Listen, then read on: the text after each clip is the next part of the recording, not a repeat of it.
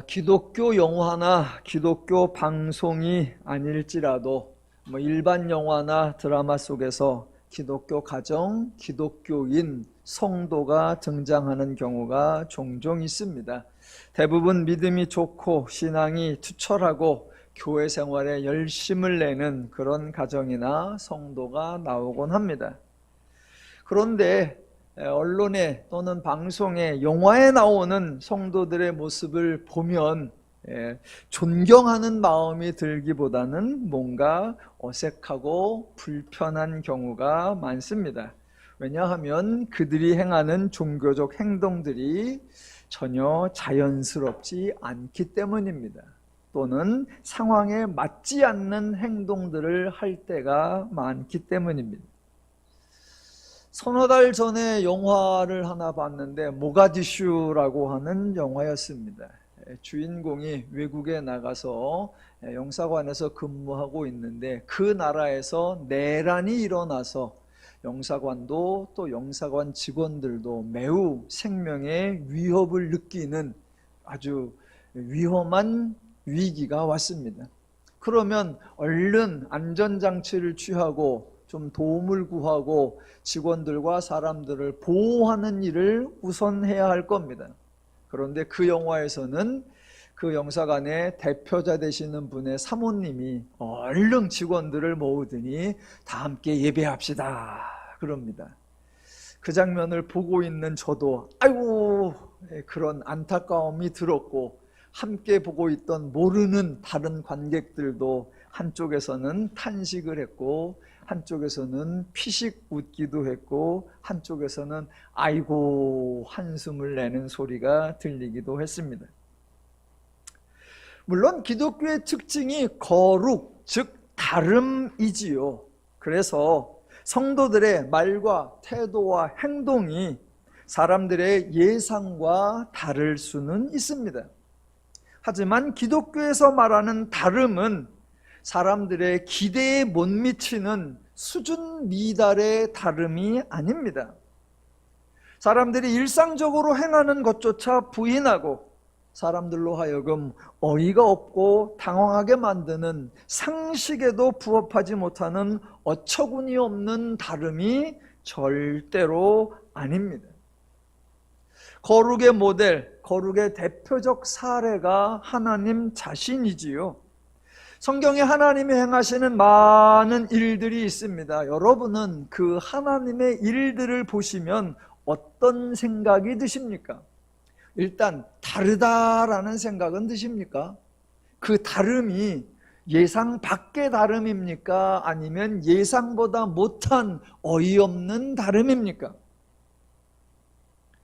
물론 성경에 기록된 사건들에 대해서 해석이 각자 다 다르니까 통일된 정답은 없겠지만, 대신 그동안 제가 설명해 드린 거에 근거하면 여러분은 어떻게 느끼십니까? 아주 하나님의 사역이 뻔합니까? 아니면 독특합니까? 사람들의 예상에 딱딱 들어맞습니까? 아니면 기대 밖 상상 초월입니까? 하나님의 사역은 독특하지요. 그런데 그 독특함은 예상과 달라서 웃음이 나오는 독특함이 아니라 매우 놀랍고 경이로운 다름입니다. 성경에 많지만 두 가지만 확인해 보겠습니다. 하나님이 천지를 창조하셨고 인간도 창조하셨습니다. 그래서 하나님이 창조주라는 권세를 가지고 계십니다. 하지만 하나님이 인간에게 지시하신 또는 명령하신 내용이 없습니다. 인간에게 하나님의 일을 하라고 요구하신 것도 없습니다. 도리어 하나님이 창조하신 모든 것을 다 누리라고, 다 향유하라고, 풍성히 활용하라고 말씀하셨습니다. 세상에 어떤 신도, 세상에 어떤 인간도 자기가 수고하여 만들어 놓은 것을 무료로, 공짜로 마음껏 쓰라고 하는 경우는 없습니다. 우리 하나님은 다른 겁니다. 우리 하나님은 은혜를 누림에 있어서 자격 조건이 없고 제한 구역이 없고 유통기한도 없습니다. 입장료도 없고 당연히 사용료도 없고 그렇다고 최소한의 관리비가 있는 것도 아닙니다. 만드는 것도 하나님이 하셨고 유지, 보수, 관리도 모두 하나님이 하십니다. 인간은 마음껏 누리면 되는 겁니다. 이게 하나님의 원리요, 세상의 그 모든 것과 다른 하나님의 거룩의 원리입니다. 예, 놀라셔야 하고 감동하셔야 합니다. 이게 하나님의 원리이기 때문에 어느 한 시대, 어느 한 사건, 어느 한 지역에서만 적용되는 것이 아니라 창조부터 영원까지 인간이 하나님과 관련된 모든 일들에서, 사람이 살아가는 모든 영역에서 말 그대로 남녀노소 동서고금 동일하게 적용되는 겁니다. 그래서 성경에 나오는 내용들을 다 동일한 패턴으로 설명할 수 있는 겁니다. 또 하나의 예가 하나님이 인간을 대하시는 거룩입니다. 인간이 죄인이 되었습니다. 그때 하나님 반응이 어땠지요? 일반적이었습니까? 아니면 독특했습니까? 사람들의 예상에 딱딱 들어맞았습니까? 아니면 기대 밖 항상 초월이었습니까? 죄인은 두려워하여 하나님을 피하여 숨었다라고 합니다. 그때 하나님은 직접 죄인을 찾아오셨습니다. 벌을 주기 위해서가 아니라 도와주기 위해서, 죄인인데 징계를 내리기 위해서가 아니라 은혜를 내리기 위해서.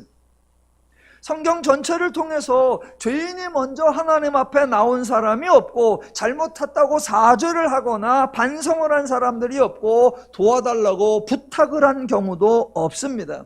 그런데 하나님은 계속해서 죄인을 찾아오셨고, 계속해서 죄인을 위해 수고하셨고, 어쨌거나 죄인에게 은혜와 복을 주시려고 무던히도 애를 쓰셨습니다.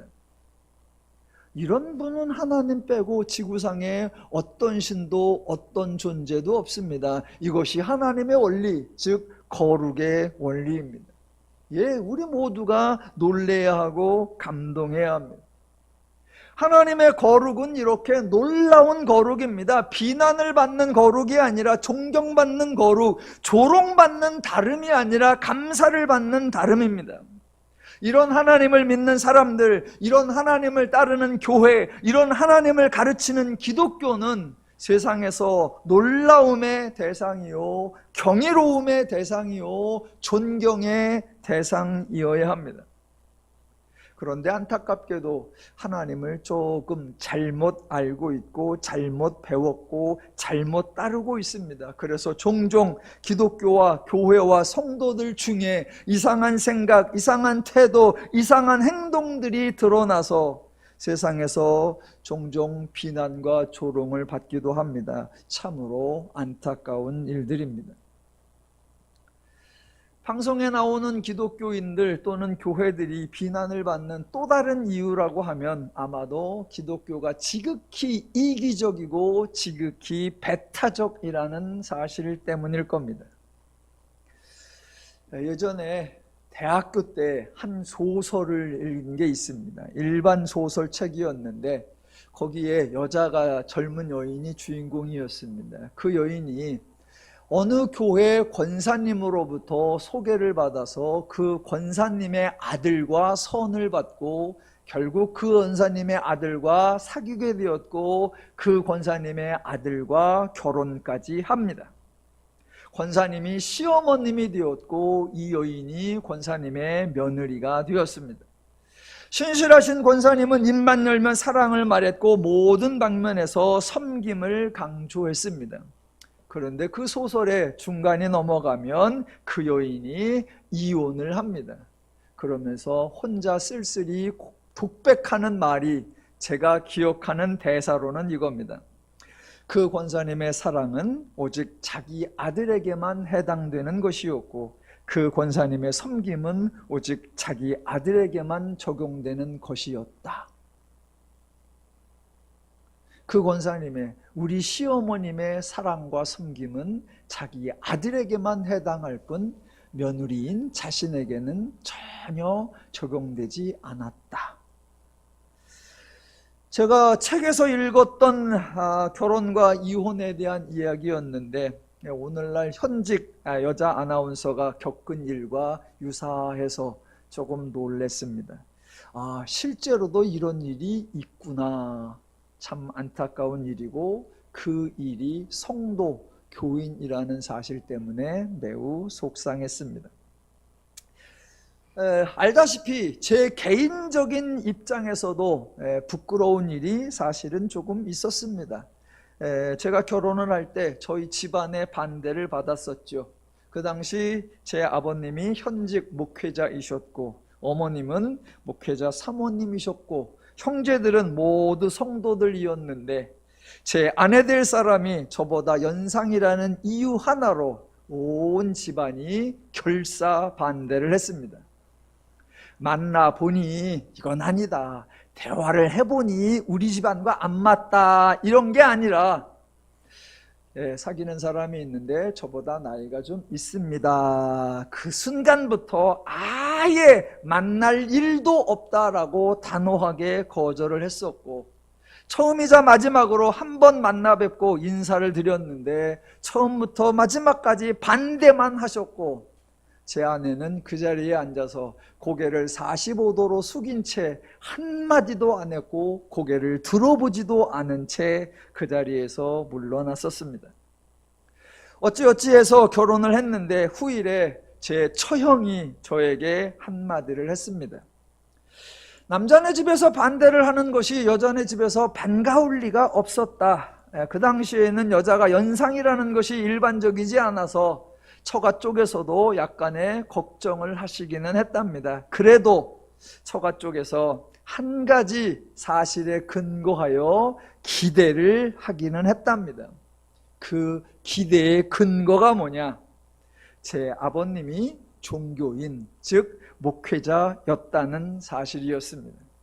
혹시 다른 사람은 이해할지 못할지라도 목회자는 이해할 수 있지 않을까라고 기대를 하셨었는데 전혀 그렇지 않더라라는 그 말을 듣고 참으로 부끄러웠습니다. 아마 처가 쪽에서는 기독교라고 해도 목사라고 해도 다를 바가 없구나, 그들의 종교는 그저 자기들에게만 적용될 뿐이구나 라고 했을 것 같습니다. 물론 저를 보면서 곽서방은 그 집이 출신이 아닌가 봐, 곽서방은 그 집 사람들하고 생각해 달라, 고안가? 놀림 아닌 놀림을 받기도 했었습니다. 지금은 제 아내가 아주 사랑받는 며느리로서 잘 지내고 있습니다. 기독교를 소개할 때 세상에서 기독교는 유일신 종교라고 합니다. 왜요? 기독교 자체가 하나님은 유일하신 하나님이라고 주장하기 때문입니다. 이 말은 가장 기본적인 내용으로는 다른 신은 없다, 오직 하나님만 계시다라는 것입니다. 그렇다면 하나님은 모든 인간을 돌보셔야 하고 모든 사람을 도와주셔야 하고 모든 사람에게 은혜를 주셔야 합니다. 왜요? 다른 신이 없기 때문입니다. 그래서 성경은 마태복음 5장 45절에 이는 하나님이 그 해를 악인과 선인에게 비추시며 비를 의로운 자와 불의한 자에게 내려주심이라. 누가복음 6장 35절 그는 은혜를 모르는 자와 악한 자에게도 인자하시니라 라고 했습니다. 왜요? 해를 비출 다른 신이 없고 비를 내릴 다른 신이 없으니까, 인자를 베풀 다른 신이 없으니까 하나님이 모두에게 해를 주셔야 하고 하나님이 모두에게 비를 내리셔야 하고 하나님이 모두에게 인자를 베푸르셔야 한다라는 겁니다. 유일하신 하나님은 절대로 배타적일 수 없습니다. 저절로 당연히 필연적으로 포용적이셔야 하고 관용적이셔야 합니다. 어느 누구도 하나님의 은혜의 대상에서 제외될 수가 없고 사람에게 다른 데 가봐라 라고 할 수가 없는 겁니다. 하나님이 우상을 섬기지 말라고 하십니다. 왜요? 질투하시기 때문에? 아니요. 하나님이 다 책임지겠다라는 하나님의 선포입니다. 하나님의 사역 대상 모든 인간이고요, 하나님의 하시는 일 모든 일이고요, 하나님의 사역하는 순간 항상이고 언제나이고 범사에입니다. 이것이 기독교가 말하는 유일하신 하나님, 그 의미입니다. 기독교는 작아지면 안 돼요. 좁아지면 안 됩니다. 편협하면 안 돼요. 배타적이면 안 돼요. 협소하면 안 돼요. 10월의 마지막 주일이 종교주일인데 미리 한번 설명해 보겠습니다. 종교개혁의 핵심 주제가 뭐냐? 오직 성경, 오직 믿음, 오직 은혜입니다. 이게 좀 오해를 받아요. 왜? 오직이라는 표현이 들어가니까. 오직 성경, 오직 믿음, 오직 은혜. 그러니까 오직이라고 하니까 다른 건 안 되고 딱 한 가지, 오로지 요거 한 가지만 이라는 의미로 제한되는 것처럼 여겨진단 말입니다. 그렇지 않습니다. 오직이라고 해서 다른 모든 것은 거부하고 어떤 것도 다 부정하고 유일하게 한 가지만 인정한다, 그러는 배타적인 의미가 전혀 아닙니다. 사실은 정반대예요. 제한하고 축소하고 배타하는 것이 아니라 개방하고 확대하고 배려하는 거예요. 그러니까 왜 오직 성경이라고 했을까? 왜 오직 믿음이라고 했을까? 왜 오직 은혜라고 했을까? 그 주장이 나오게 된 당시 상황을 이해하셔야 합니다. 도대체 당시 중세교회에서는 어떤 주장을 했길래 그것을 개혁하려고 했는지, 그 개혁이 축소되는 것인지 확장되는 것인지, 그 개혁이 제한되는 것인지 개방되는 것인지 잘 분별해야 한다라는 겁니다. 자, 오직 성경이라고 합니다. 왜 오직 성경이라는 주제가 나왔을까요? 중세교회가 자주 사람들의 결정을 강조했기 때문입니다. 교황의 말이 중요하다라고 하고, 교부들의 해석이 중요하다라고 말하고, 종교회의의 결정이 중요하다라고 주장했습니다. 모두 누가 한 겁니까? 예, 다 사람들이 한 거예요. 중세교회의 사제라는 사람들이 그들이 생각하고 그들이 판단하고 그들이 결정한 것만 인정되고 그것만 따라야 한다라고 신앙의 내용을 독점해버렸습니다. 자기들 말고는 어느 누구도 성경을 읽지도 말고 해석하지도 말고 아예 성경을 소유하지도 말라라고 금지했습니다. 이렇게 인간으로 말미암아 꽉 막혀있고 통제되고 있었던 겁니다. 그래서 종교개혁가들이 오직 성경이라고 주장한 겁니다. 오직이라고 하니까 좁아지는 것 같아서 저는 저희 교회식으로 좀, 저희 교회 전문 용어로 표현을 바꾸고 싶어요. 오직 성경 말고 저희 교회 잘 쓰는 표현이 뭐죠? 그냥. 그래서 오직 성경 아니고요, 그냥 성경. 예, 종교개혁가들은 그냥 성경이라고 한 거예요. 자꾸 사람들이 덧붙이지 말아라, 사람들이 금지하지 말고 사람들이 장악하지 말아라, 그냥 성경으로 족하다, 그냥 하나님 말씀으로 충분하다라고요. 그래서 사람들이 가하고 있는 모든 제한과 금지와 통제를 다 해제시키고 그냥 성경이면 돼 라고 한 거예요. 그래서 개혁이에요. 그래서 확대한 거고, 그래서 개방한 거예요. 오직 믿음이 나오는 이유도 똑같습니다. 중세교회가 종교 행위와 종교 양식을 독점했기 때문입니다. 각 사람이 하는 종교적 활동은 전혀 인정을 하지 않고 오직 자기들만이 정하는 시간에, 자기들만이 정하는 장소에 와서 자기들만이 정하는 방식에 따라 자기들만이 정해진 행동을 해야 한다라고 완전히 장악했습니다. 일정 영역에서만 그런 것이 아니라 인간의 출생부터 죽음까지 완전히 통제했습니다. 하나님에 대한 사람들의 다양한 종교적 반응 전혀 인정하지 않았습니다. 어디까지? 심지어는 회개조차도 하나님 앞에 자신의 내면의 어떤 개인의 그런 부정과 불의를 회개하는 것조차도 하나님 앞에 직접 할 수 있지가 않고 사제들 앞에서, 그들 종교가 지정하는 사람 앞에서, 그들 종교가 허락하는 사람 앞에서 하라라고 그렇게 운영했습니다. 사람이 숨이 막혀 살 수 없을 지경이었습니다. 그때 개혁가들이 외친 겁니다. 그런 거 다 필요 없다고 해. 왜 자기들이 모든 것을 주장하는데, 왜 모든 걸 자기들이 결정하고 운영하고 장악하는데 다 필요 없어. 그냥 하나님의 믿음이면 돼. 그거로 충분해. 누구라도 가능하고 어디서도 가능하고 어떻게도 다 돼. 그냥 믿음. 예, 그게 종교개혁이었어요. 확대한 것이고 넓어진 것이고 개방한 것이에요. 오직 은혜도 마찬가지입니다. 왜 오직 은혜라는 주장이 나왔어요? 중세교회가 아주 철저하게 인간의 자격을 제한했기 때문입니다.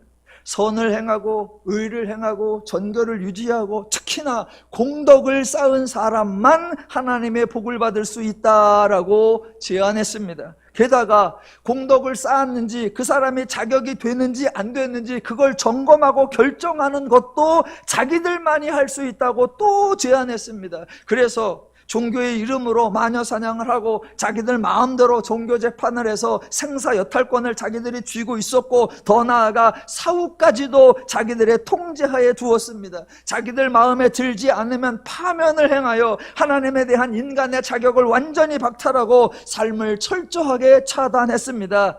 너무나 살기 힘든 종교적 압박이었습니다. 그래서 개혁가들이 외친 겁니다. 그런 거 다 없애버려. 인간의 기준, 인간의 판단, 인간의 결정 모두 다 없애버려. 너희의 수고가 없어도 되고, 너희의 선함과 의로움이 없어도 되고, 너희의 공덕이 없어도 된다. 너희의 것이 아무 것이 없어도 하나님이 은혜로 은혜를 베풀어 주시고, 하나님이 은혜로 받아 주시고, 하나님이 은혜로 수용해 주시고, 하나님이 은혜로 포용해 주시고, 하나님이 은혜로 용납해 주시고, 하나님이 은혜로 품어 주신다라고 말하는 거예요. 그러니까 아무나 가능하고 누구라도 가능하다라고요. 그런 거 따지지 마. 그냥 하나님의 은혜요. 예. 이렇게 넓어진 것이고, 이렇게 확장된 것이고, 이렇게 개방된 거예요. 그게 종교개혁입니다. 예, 나중에 어디 책을 쓰든가 타이틀을 그렇게 쓸 거예요. 예. 오직 성경, 오직 믿음, 오직 은혜 아니고 그냥 성경, 예. 그냥 믿음, 예. 그냥 은혜. 그것도 길어 줄여야지. 그냥 믿음, 그냥 성경, 그냥 은혜. 예. 기독교는 누구는 이래서 안 되고 누구는 저래서 안 되고 그런 거 없습니다. 하나님은 모든 사람을 다 사랑하시는 거예요. 왜요? 하나님은 유일하신 하나님이시니까. 하나님은 거룩하신 하나님이시니까. 그런데 이러한 개혁가들의 주장은 전혀 새로운 것이 아닙니다.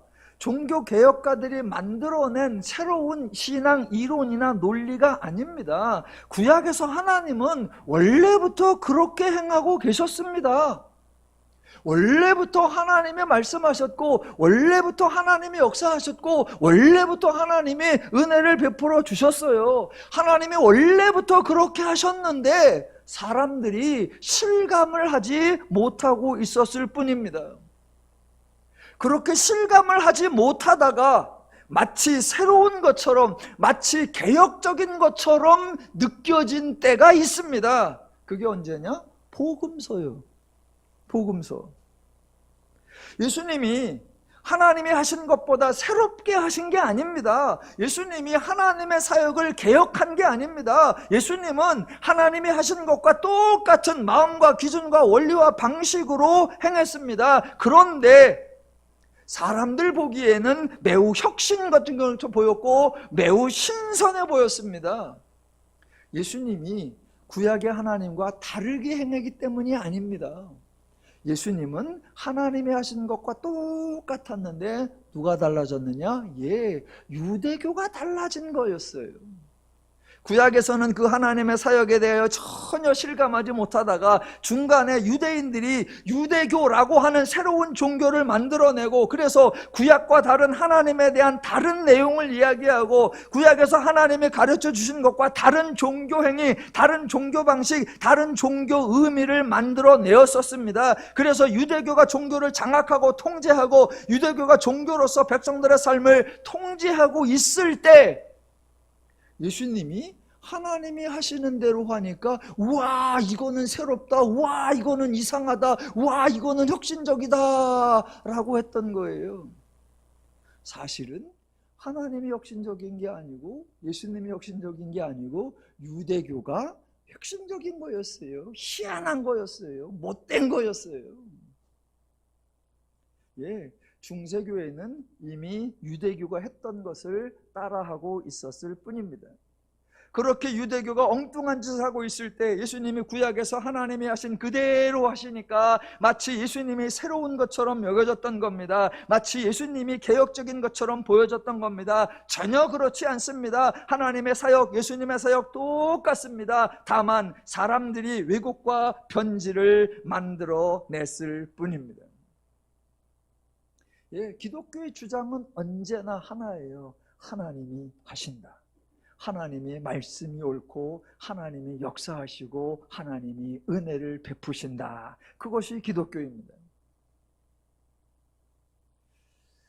아니 왜 에스더 본문을 읽어놓고 본문은 풀지 않고 매주 비슷한 내용만 반문하는가 궁금해하실 텐데, 그 이유는 간단합니다. 이러한 기독교에 대한 내용, 이러한 성경 전체에 대한 내용을 기본 구조로, 기본 틀로 가지고 있지 않으면 에스더서의 내용을 오해하거나 왜곡할 확률이 너무나 높기 때문입니다. 그래서 먼저 성경의 전체적 내용을 정리하고 그 내용의 근거에서 에스더 본문을 이해하려고 하는 겁니다.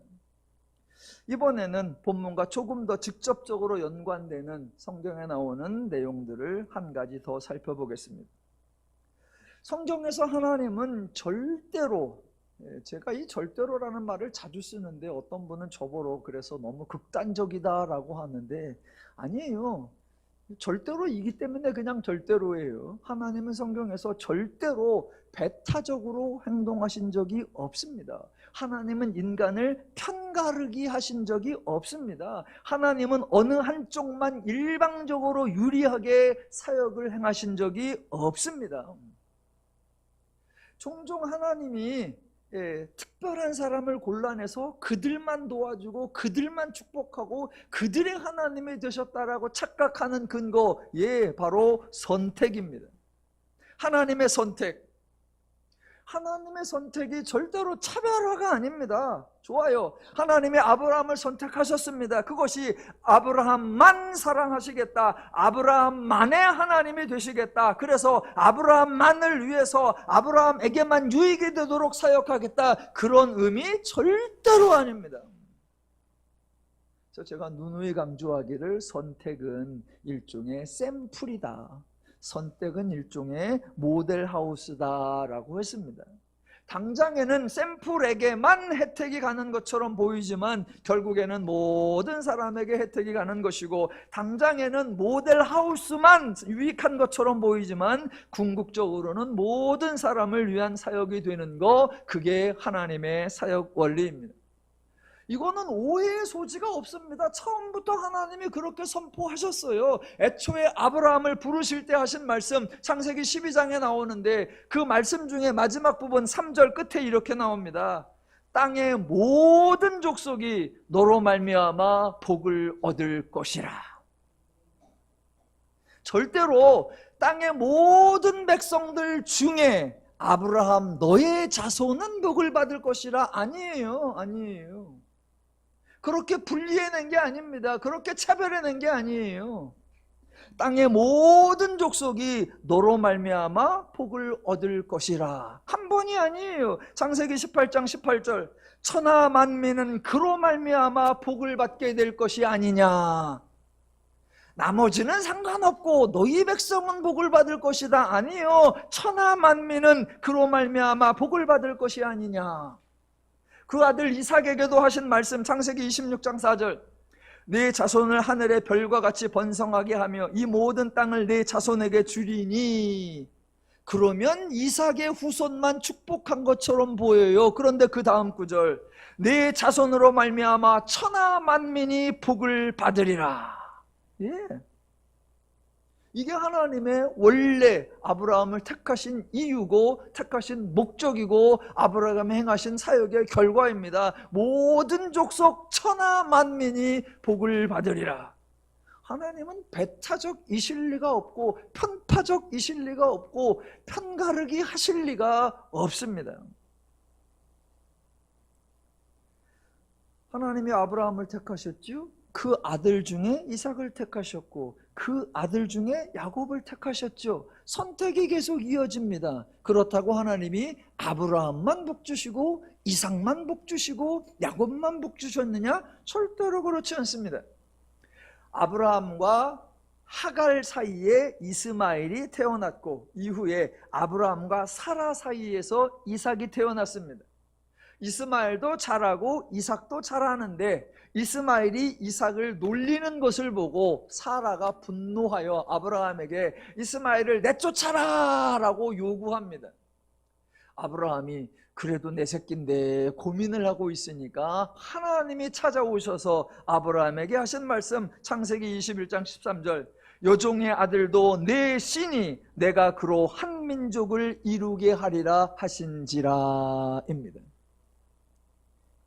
하나님이 아브라함에게 야 이 맹추야, 네 부인보다도 못하냐? 네 부인은 딱 알아차리네. 내 새끼 아닌 새끼 딱 구분해가지고 내 새끼를 복주라고 남의 새끼 내쫓으라고 하는데 왜 너는 망설여? 내가 너를 택했고 내가 택한 아들이 이삭이면 이삭만 돌보면 되지 이스마엘을 왜 네가 신경 써?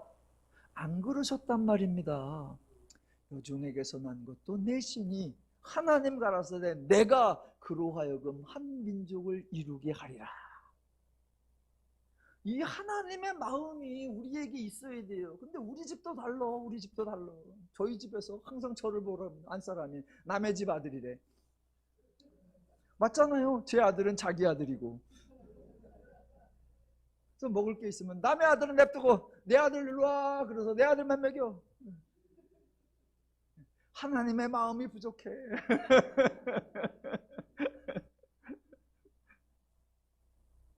예. 하나님은 이삭을 선택했다라는 것이 이삭과 이스마엘을 경쟁자로 삼아서 이삭은 축복하고 이스마엘은 패망하게 한다. 아니에요. 그래서 하나님이 하갈과 이스마엘을 떠나라고 하지요. 그래서 떠나가서 이제 길을 가다 보니까 지치고 고나여 있죠. 그때 하나님이 또 하갈과 이스마엘을 찾아가서 하시는 말씀 21장 18절. 일어나 아이를 일으켜 내 손으로 붙들라 그가 큰 민족을 이루게 하리라 하신지라.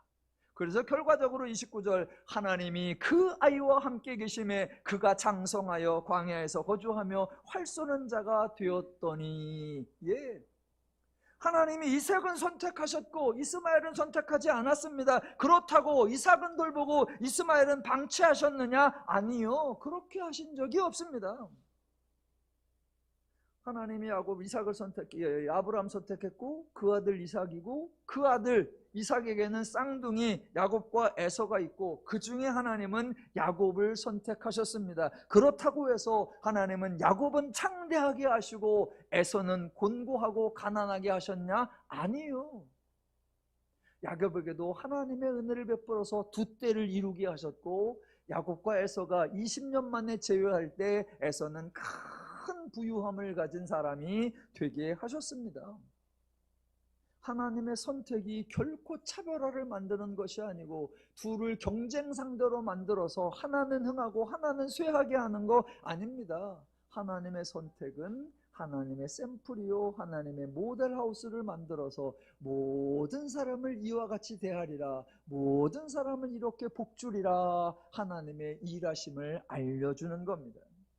개인뿐만 아니라 민족적으로도 나라적으로도 동일하죠. 하나님은 이스라엘 백성을 애굽에서 나오게 하셨지 애굽을 정복하게 하지 않으셨습니다. 물론 하나님이 허다한 전쟁에서 이스라엘이 승리하게 도와주셨습니다. 그렇게 이기게 하는 능력이 있으시면 주변 나라들 다 멸망시키고 이스라엘을 창대하고 번성한 제국이 되게 하실 수 있는데, 하나님은 단 한 번도 이스라엘로 하여금 주변 나라들보다 더 큰 나라, 더 번성한 나라, 더 강대한 나라로 만들어 주신 적이 없습니다. 이스라엘은 선택했으니까, 나는 이스라엘의 하나님이니까 이스라엘은 도와주고 모든 이방 나라들과 모든 열망 나라들은 쇠퇴하게 하리라. 아니요, 안 해요. 하나님의 행하신 사역, 전쟁에서 승리가 아니라 계시였습니다.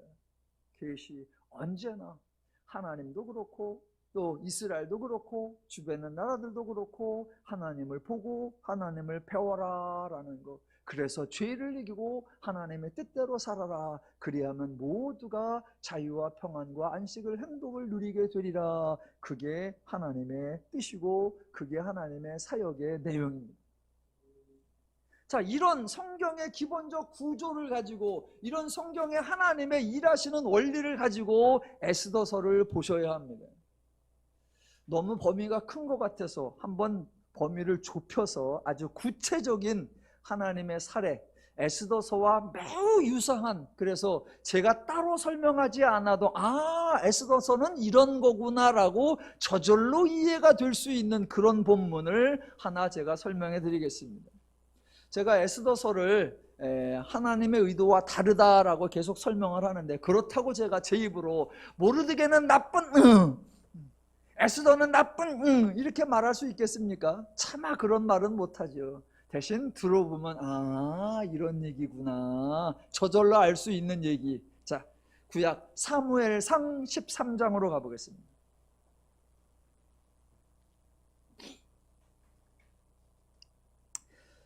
구약성경 사무엘상 13장. 사울이 왕이 되었을 때입니다. 사사시대가 끝나고 이제 사울이 왕이 되었는데, 그때 이스라엘은 매우 열악한 부족 집단이었고 그 주변에 조금 더 센 나라가 있어서 늘 이스라엘을 괴롭히고, 그 덕분에 이스라엘은 곤고함을 당할 수밖에 없었던 적군이 하나 있었습니다. 그게 바로 블레셋이라고 하는 나라였습니다. 자, 사무엘상 13장, 블레셋이 훨씬 강성할 때인데 5절을 보시면, 블레셋 사람들이 이스라엘과 싸우려고 모였는데 병거가 3만이요 마병이 6,000명이요 백성은 해변에 모래같이 많더라. 이렇게 강해요. 그런데 쳐들어왔어요. 그러자 백성들의 반응이 6절. 이스라엘 사람들이 위급함을 보고 절박하여 굴과 수풀과 바위 틈과 은밀한 곳과 웅덩이에 숨으며, 어떤 히브리 사람들은 요단을 건너 갓과 길르앗 땅으로 가되 사울은 아직 길갈에 있고 그를 따르는 모든 사람은 떨더라입니다. 블레셋이 훨씬 강해요. 병거가 3명, 마병이 6천. 그때 이스라엘은 군사가 얼마였느냐? 13장 2절. 이스라엘 사람 3,000명을 택하여 그 중에서 2,000명은 자기와 함께 믹마스와 베델산에 있게 하고 1,000명은 요나단과 함께 베냐민 기브아에 있게 하고 남은 백성은 각기 장막에 보내니라. 3,000명이에요.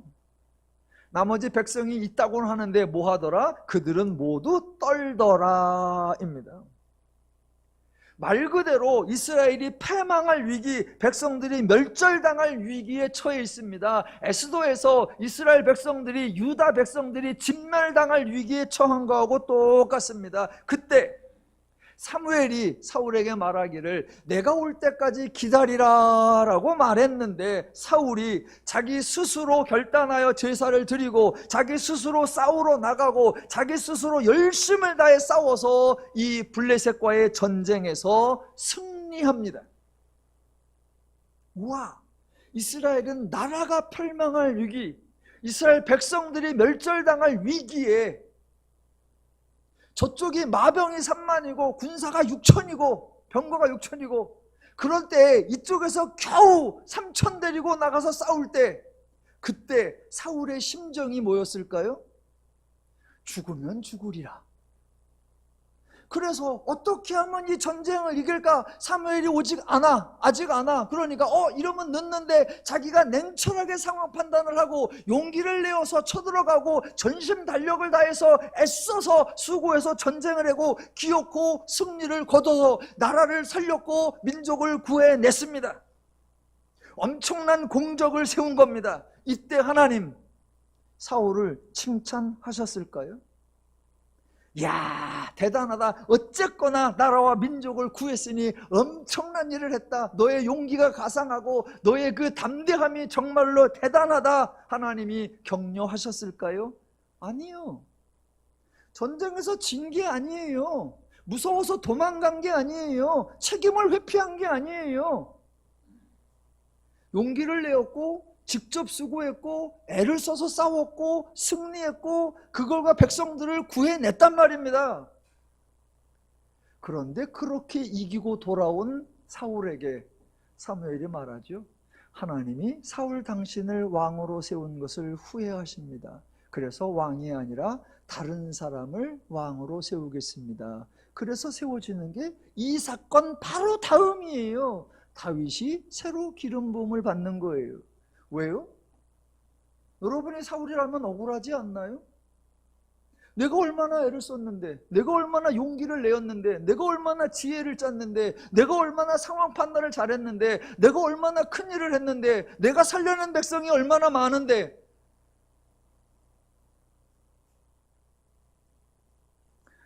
전쟁에서 승리했다고 하나님께 칭찬받지 않았습니다. 백성들 살려냈다고 하나님께 복받은 거 아니에요. 자, 바로 이어서 15장 사건이 나옵니다. 15장 사건은 아말렉이라는 집단과 전쟁하는 거예요. 이스라엘이 출애굽할 때 아말렉 사람들이 이스라엘을 괴롭힌 적이 있어요. 그래서 하나님께서 사울에게 아말렉을 진멸하라 라고 명령하셔서 사울과 아말렉이 전쟁하는 이야기가 나옵니다. 블레셋 사건에서도 하나님이 도왔다, 하나님이 역사하셨다라는 기록과 언급이 전혀 없습니다. 15장에 나오는 아말렉과의 전쟁 사건에서도 하나님의 도움이 하셨다, 하나님의 사역하셨다라는 내용이 없습니다. 15장 9절들을 읽어보시면 사울이 백성들을 소집했고요, 사울이 전략을 짜서 골짜기에 복병을 시켰고요, 사울이 아말렉 진영에서 갠 사람들을 물러나게 했고요, 사울이 하윌로에서부터 애굽 앞 술에 이르기까지 아말렉 사람을 쳤고 사울이 승리했습니다. 사울이 아말렉 사람의 왕 아각을 사로잡고 칼날로 그의 모든 백성을 진멸하였고, 사울과 백성이 아각과 그의 양과 소의 가장 좋은 것 또는 기름진 것과 어린 양과 모든 좋은 것을 남겼습니다. 승리와 더불어 수많은 전리품을 챙겨온 거예요. 이때 하나님 칭찬하셨을까요? 이스라엘의 명성을 높임과 동시에 경제적 이득까지 챙겼으니 나라를 위해서 큰 일을 했다라고 하나님이 기뻐하셨을까요? 사울이 수고했잖아요. 병사 모았죠, 전략을 짰죠, 지혜를 짰죠, 가서 싸웠죠, 이겼죠, 왕 물리쳤죠, 전리품 무수하게 챙겨왔죠. 모든 백성과 왕이 다 좋아했다라고 합니다. 당연하죠. 애썼고 이겼고 생긴 게 많으니 기뻐하고 즐거워하더라. 이 사건에서 하나님이 뭐라고 하셨을까요? 여러분이 잘 아시는 그 유명한 구절이 이 사건에서 나오는 거예요. 사무엘 가라사대 하나님이 제사보다 순종이 낫고 온갖 추장의 기름보다 하나님의 말씀을 듣는 것이 나으니라. 그거예요. 블레셋과의 전쟁 사건, 아말렉과의 전쟁 사건, 그 두 사건에 하나님이 도왔다, 하나님이 역사하셨다, 하나님이 이기게 하셨다, 그런 표현 없습니다. 사울이 전략을 짰고, 사울이 군사를 모았고, 사울이 싸웠고, 사울이 이겼고, 사울이 생명을 구했고, 사울이 나라를 살렸고, 사울이 왕을 사로잡았고, 사울이 전리품을 챙겼고, 사울 엄청난 일, 위대한 일을 했습니다. 그래서 그날 사울이 얼마나 기뻤는지 내 업적을 좀 새겨놓자. 그래서 성경에 보니까 기념비를 세웠다라고 합니다. 예, 할만하지요. 대단한 일입니다. 그런데 그 두 사건에서 사울은 한마디도 칭찬을 못 듣고 한 번은 하나님이 너를 왕으로 세운 걸 후회하신다, 그 얘기를 듣고 하나님이 언제 전리품 챙겨오래? 하나님이 좋아하는 건 제사가 아니라 순종이야. 허당한 수장에 기름을 드린 듯 그거보다 하나님의 말씀을 듣는 게 훨씬 더 좋아. 예, 성경에 나오는 모든 사건은 그 자체가 목적이 아닙니다. 전쟁을 한다고 해서 승리하는 게 목적이 아니고요. 백성이 위기에 처했다고 해서 위기를 벗어나는 것이 목적이 아니고요. 경제적으로 어려움을 겪는다고 해서 풍요를 이루는 것이 목적이 아니고요. 이스라엘과 관련된 사건이라고 해서 무조건 이스라엘에게 유리한 결론이 나는 거, 그게 목적이 아닙니다. 사울의 전쟁 사건 전적으로 사울이 행한 겁니다. 사울로서는 나라와 민족을 구하는 대단한 일을 했다고 자부했고, 그래서 기념비까지 세웠죠. 이스라엘의 관점, 유대인의 관점에서는 사울은 민족의 영웅이고 구국의 영웅입니다. 하지만 기독교의 관점, 하나님의 의도는 이스라엘이 승리하는 게 아니고 블레셋을 물리치는 게 아니고 아말렉을 진멸하는 게 아닙니다. 하나님은 이스라엘과 블레셋을 경쟁 상대로 삼아 나는 이스라엘 편에 서서 이스라엘을 승리하게 하고 블레셋은 패퇴시키시라, 나는 이스라엘의 하나님이 되어서 아말렉과 이스라엘을 경쟁하게 하고 아말렉을 소멸하여 버리라. 아니요, 그거 하나님의 의도 전혀 아닙니다. 하나님의 의도는 뭐예요? 이스라엘과 블레셋이 싸우느냐? 이스라엘도 블레셋도 모두 다 알아라. 전쟁은 숫자에 달린 게 아니고, 전쟁은 무기에 달린 게 아니고, 전쟁은 하나님께 달렸다는 것을 알아라. 이스라엘아, 너희가 약해도 이길 수 있고, 블레셋아, 너희가 강해도 질 수 있다. 하나님의 뜻대로 되는 것이며, 하나님의 말씀대로 되는 것이며, 하나님의 능력대로 되는 것이다. 이스라엘도 블레셋도 하나님을 알아서 죄의 뜻을 버리고 하나님의 뜻대로 살아라. 그러하면 이스라엘도 블레셋도 천하 만민이 복을 누리리라. 이게 하나님의 뜻이에요. 아말렉도 똑같아요. 이스라엘과 아말렉 모두 하나님을 배워라. 그래서 이스라엘과 아말렉 모두 죄를 떠나고 죄를 버리고 하나님의 마음과 뜻과 원리와 방식과 능력으로 행하여서 이스라엘도 아말렉도 또 이 사건을 보고 듣는 모든 사람들도 다 하나님의 오르심을 알아 하나님의 마음과 뜻과 심정과 원리와 능력으로 행하여 이스라엘과 아말렉과 모두가 하나님의 자유와 평화와 안식과 행복을 누리며 살아라. 이것이 하나님의 뜻입니다. 유대인의 관점에서는 사울 같은 사람이 없죠. 이렇게 여러 번 나라와 민족을 위기에서 구해냈으니. 성경이 사무엘상 13장과 사무엘 15장을 기록한 이유가 뭐예요? 사울의 업적이 아니라 사울의 실패. 사울의 실패. 이제 똑같은 장면 에스더서를 보겠습니다. 에스더서 이거 끝났어요. 그래도 봅시다, 본문을. 자, 7장부터 대반전이 일어나기 시작했었습니다. 에스더서에 하나님의 이름이 등장하지 않고 하나님의 사역도 등장하지 않습니다. 오직 모르드게가 에스더를 닥달했고 에스더가 용기를 내었고 마침내 왕의 총애를 입어 상황이 완전히 달라졌습니다. 우선 7장 마지막에서 하만이 자기가 세운 나무에 매달려 죽임을 당했습니다. 그 다음으로 8장에서 새로운 왕의 조서가 작성됩니다. 알고 계시겠지만 전에 하만이 1월 달에 제비뽑기를 했어요. 1월 달에 한 날을 정해서 그날 유대인을 멸절하리라. 그래서 제비를 뽑았는데 며칠이 뽑혔느냐? 1월 달에 뽑았는데 12월 13일이 뽑힌 거예요. 그러니까 약 한 11달 정도 차이가 있어요. 그래서 11달 동안에 이제 죽이기로 작정을 해가지고 12월 13일 날 다 죽이리라 그러고 있는데 중간에 이제 변수가 일어나는 거예요. 몇 달 새? 2달 새. 그래서 2달 새 하만이 죽고 새로운 조서가 내리는 거예요. 그게 지금 에스더서 8장 9절. 그때 시완월 곧 3월 23일에 왕의 서기관이 소집되고 모르드게가 시키는 대로 조서를 써서 2달 사이에 대반전이 일어나서 모르드게가 새로운 조서를 쓰는 거예요. 그랬는데 그 조서에 의하면 지난번에 쓴 조서하고 날짜도 똑같고 내용도 똑같아요. 지난번 뭐였어요? 12월 13일에 유다인을 도륙하고 멸절하고 재산을 약탈하라 그랬지요. 이제 3월 23일에 모르드게가 새로운 조서를 씁니다. 뭐라고요? 12월 13일에 사륙하고 도륙하고 재산을 멸절하라. 똑같아요. 달라진 건 딱 하나예요. 하만이 쓴 조서에 의하면 유다인을 멸절하라 라고 하고, 모르드게가 쓴 조서에는 유대인을 멸절하려고 했던 하만과 그의 가족과 유대인을 반대하는 사람을 멸절하라, 이렇게 된 거예요. 직접 읽어볼까요? 8장 11절. 조서에는 왕이 여러 고을에 있는 유다인에게 허락하여 그들이 함께 모여 스스로 생명을 보호하여 각 지방의 백성 중 세력을 가지고 그들을 치려하는 자들과 그들의 처자를 죽이고 도륙하고 진멸하고 그 재산을 탈취하게 하되 아하수에로 왕의 각 지방에서 아달월 곧 12월 13일 하루 동안에 하게 하였고입니다. 이런 조서가 내려집니다. 그러면 사람들의 반응이 어땠을까요? 15절.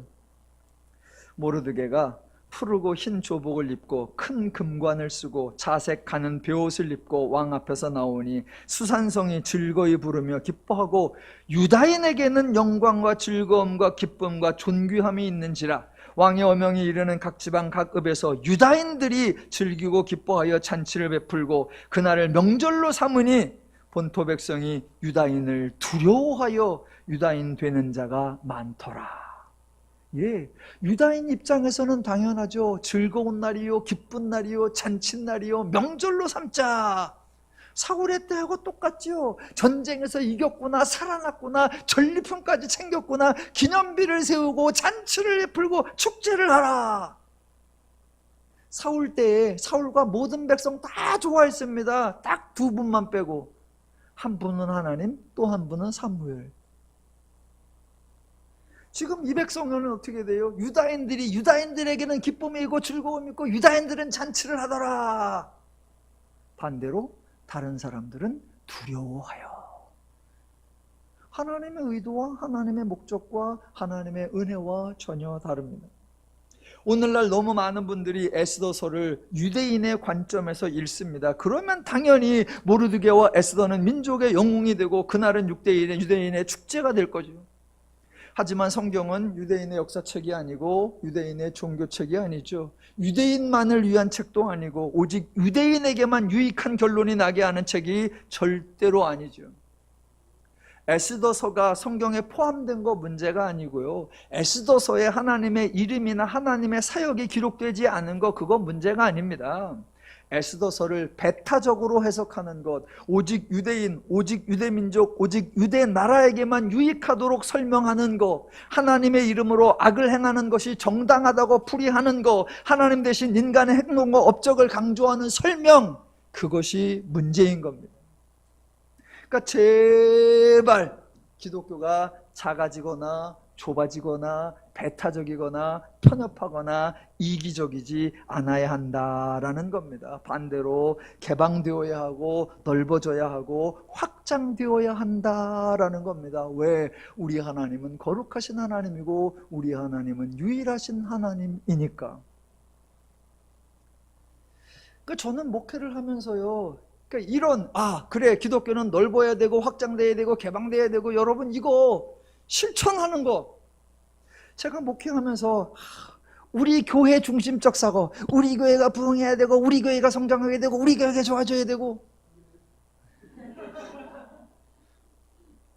그거보다 조금 넓히면 우리 교단이 부흥해야 되고 우리 교단이 커야 되고 우리 교단이 성장해야 되고 우리 교단이 장자교단이 되어야 하고, 조금만 더 오면 우리 기독교가 커야 하고 그래서 불교를 때려잡아야 하고 뭐는 또 뭐 해야 되고 뭐는 뭐 해야 되고. 기독교는 그렇게 하는 게 아니란 말입니다. 기독교는 그렇게 하는 게 아니에요. 우리 좋자고 다른 사람을 배제시키는 거 전형적 유대교입니다. 주변에 목회자들 만나면 너무나 지엽적이고 너무나 편협적이, 학교 가면 늘 하는 말, 우리 학교가 얼마나 큰지, 우리 학교가 얼마나 좋은지, 우리 학교가 아시아에서 어쩌고, 우리 학교가 9월달에 총회에 갔다 왔는데 입에만 달면 우리 교단이 이제 장감성을 넘어서서 뭔 교단이 되고, 우리 교단이 이제 뭐 미국에서 영향력이 크고, 우리 교단이 이제 한국 기독교를 주도하고, 기독교 연합회를 가면 또 우리 기독교가 영향력을 넓혀야 되고, 우리 기독교의 장차관이 늘어나야 되고, 우리 기독교가 주도권을 잡아야 되고, 전혀 기독교답지 않습니다. 너무나 쪼잔하고. 이미 소개시킨 대로 9월 달에 여러 교단의 총회가 있었는데 총회에서 여전히 이런저런 이유로 여성들은 사역자가 될 수 없다. 여성들은 교회에서 허다한 일에는 충성을 다해라. 그래도 강도사나 목회자는 될 수 없다. 금지합니다. 한쪽에서는 여성이라는 이유로, 한쪽에서는 장애인이라는 이유로, 한쪽에서는 이혼의 경력이 있다는 이유로 이렇게 제한하고 저렇게 통제하고 저렇게 금합니다. 매우 허접합니다. 전혀 기독교답지 않습니다. 그러니까 저도 이걸 적용하는 게 사실은 쉽지가 않아요. 쉽지가 않아. 그러니까 제가 여러분에게, 저도 목회를 하면서 우리 교회 크자, 우리 성도만 생각하자 막 그러고 싶은 마음이 간절하죠. 다른 교회 어쩌거나 말거나, 다른 종교에 어쩌거나 말거나, 기독교가 어쩌거나 말거나, 그저 우리 성도 교회 한 번 더 나오게 하고, 우리 성도 헌금 한 번 더 하게 하고, 우리 성도 뭐 하나 좀 더 잘 되게 하자, 그런 생각이 굴뚝 같아요. 그런 걸 하나님의 마음으로 참 감당하면서, 그래, 우리 성도 교회 한 번 더 나오기 중요한 게 아니고 우리 성도들이 하나님을 아는 게 중요하다, 그런 마음으로 목회를 하는데, 하나님을 아는 건 잘 안 배우고 안 와.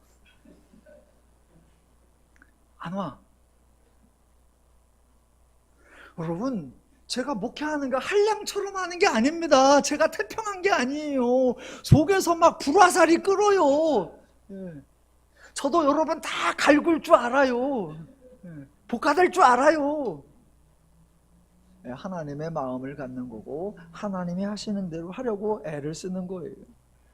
마지막으로 어느 현직 선교사님이 SNS에 짧은 문장을 올렸습니다. 2문장. 작은 그릇도 사용할 수 있다. 그러나 더러운 그릇은 사용할 수 없다. 마찬가지로 하나님은 무능한 사람도 사용할 수 있다. 그러나 부정한 사람은 사용할 수 없다. 저는 이런 거 보면 속이 터져. 막 가서 막 댓글을 막 달고 싶어. 물어보고 싶어. 아니 그래, 당신은 자격이 있어? 그래서 당신은 합당해? 당신은 깨끗해? 당신은 정결해? 제가 쓰면 막 장문이 될까봐 전 댓글을 안 달아요. 그랬더니 어느 분이 거기다 댓글을 달았어. 너무 통쾌해. 딱 8글자 달았어요. 딱 8글자. 뭐라고 달았느냐? 씻어서 사용하던데?